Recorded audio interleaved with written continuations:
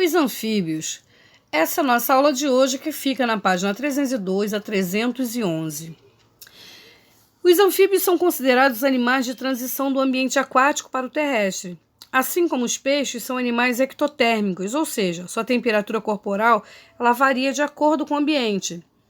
Se está frio, o corpo aquece. Se está quente, o corpo esfria. A sua pele é delgada e não possui proteção contra a perda de água. Por isso, ela é revestida por glândulas mucosas que a mantêm úmida. Esses animais evoluíram dos peixes e possuem grande diversidade entre suas espécies, né? Há espécies que possuem fecundação externa e outras que possuem fecundação interna. Em algumas espécies, o desenvolvimento dos ovos ocorre no ambiente. Em outros, ocorre no interior do corpo materno.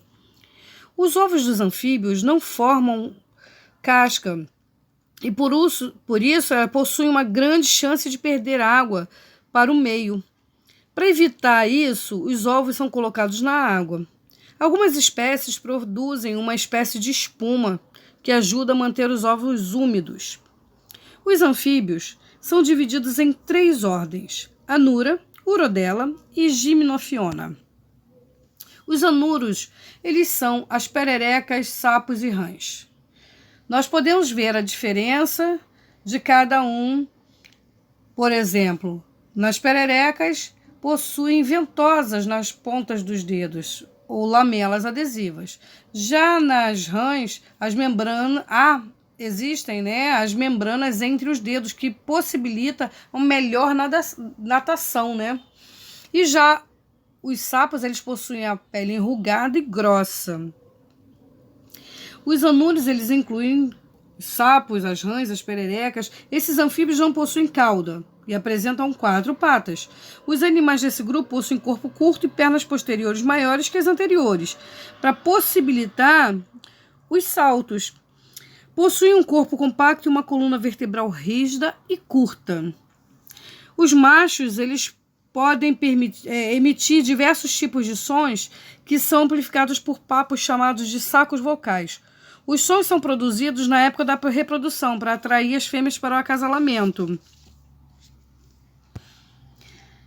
Os urodelas são animais caracterizados por possuir corpo alongado, 4 membros usados para locomoção e uma cauda.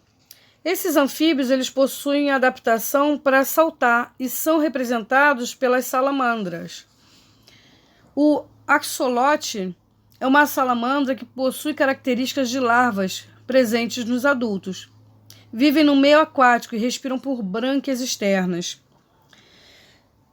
Na China e no Japão existem as salamandras gigantes, que podem chegar até 2 metros de comprimento. Esse animal ele é aquático, possui o corpo manchado e a pele enrugada e porosa. Gimnofiona. Esse anfíbio possui o corpo alongado e sem patas, então eles são chamados de ápodes, por não possuírem patas. Podem ser encontrados em ambientes aquáticos ou enterrados. São conhecidos como cecílias ou cobras cegas. Por viverem enterradas, elas não ficam próximas à luminosidade do sol. Então, elas perderam a capacidade de enxergar. Por isso, são chamadas de cobra cega. A fecundação das cobras cegas, ou gimnofiona, é interna, ou seja, o macho introduz o órgão copulador na cloaca da fêmea.